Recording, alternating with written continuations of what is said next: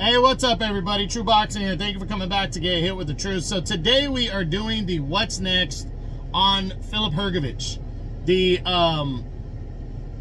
formerly undefeated #1 ranked contender, as he suffered the first loss of his career, a surprise 8th round TKO defeat to Daniel Dubois on the 5 vs. 5 card on June 1st on pay-per-view.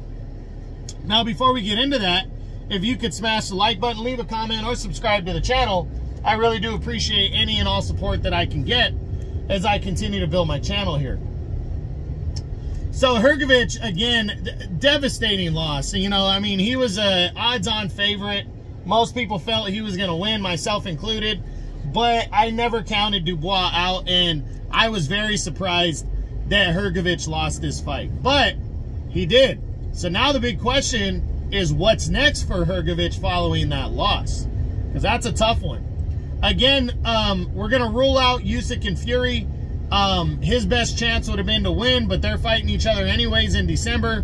So that fight was not really a possibility.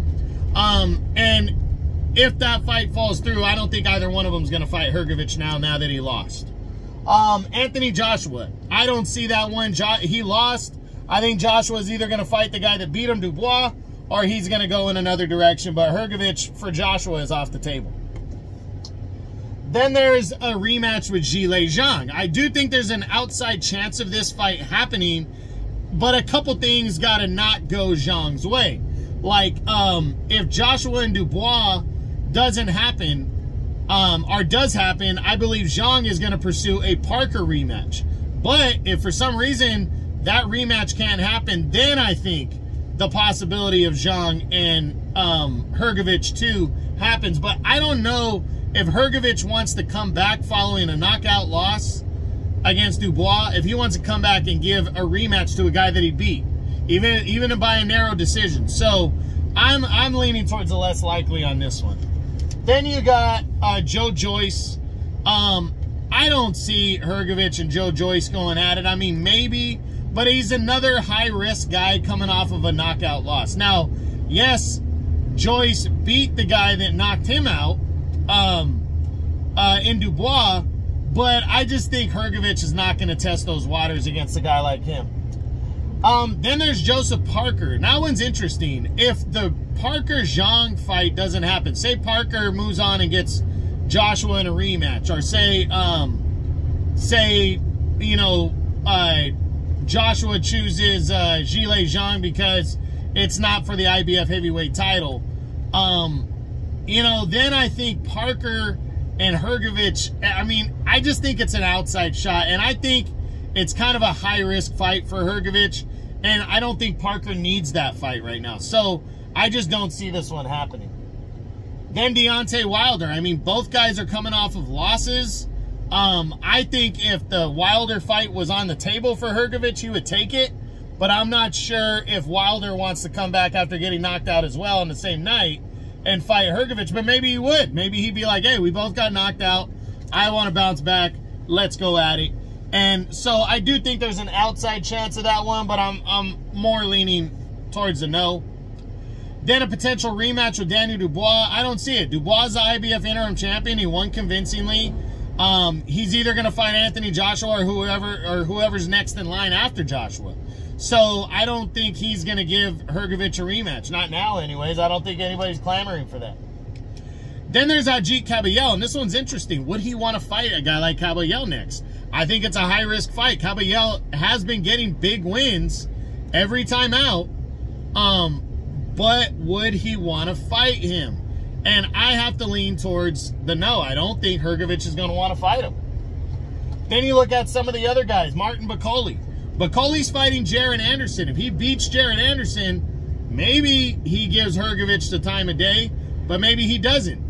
If he loses to Anderson and he doesn't lose by much, maybe Hrgovic would want to fight Bakole. But I don't know. It's one of those, another high-risk fight. You got Frank Sanchez. He's coming off a knockout loss. I think Hrgovic and Sanchez actually make sense. They lost. Both got upset by knockouts within a couple weeks of each other. Why not go at each other. They're both, you know, want to reestablish themselves right away. I think this fight's got some legs to it. Then there's Jared Anderson. If Jared Anderson beats or loses to Martin Bocoli, I don't think he's going to want to fight Hrgovic. I just don't see that one. Then there's Efe Ajagba. That's an interesting matchup right there. I could definitely see Hrgovic and Ajagba going at it. It's a big heavyweight fight. Ajagba wouldn't be like a... I don't think most would feel that Ajagba would beat Hrgovic. And I think Turki Al-Sheikh would want to set him up with a decent heavyweight option and not a complete pushover. So I do think a fight with Ajagba actually isn't a bad idea. Actually makes sense. Lenny or Pero, I don't see him getting to fight. And then Andy Ruiz, or the winner of Andy Ruiz or Jarrell Big Baby Miller, or even the loser.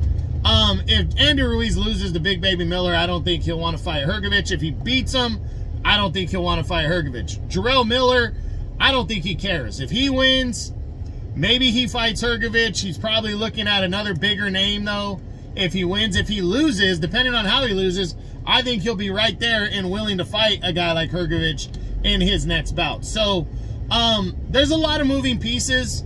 Hrgovic really shot himself in the foot losing this fight to Dubois. He really pushed himself back, and it's going to be interesting to see who he can get in the ring. You know, outside also Dillian White, maybe. But I really think Hrgovic should go after a potential fight with maybe Frank Sanchez. I think that one would be a good one to bounce back because they're both coming off knockout losses, and it might make sense. But we got to see. We got to see what happens. So that's it. That's what I got. That's my what's next on former mandatory #1 ranked contender Filip Hrgovic, as he suffered his first loss in an 8th round TKO defeat to Daniel Dubois as they fought for the vacant IBF Interim Heavyweight Title. I hope you enjoyed the video. If you did, smash the like button, leave a comment, or subscribe to the channel. I appreciate any and all support. This is True Boxing. You've been hit with the truth.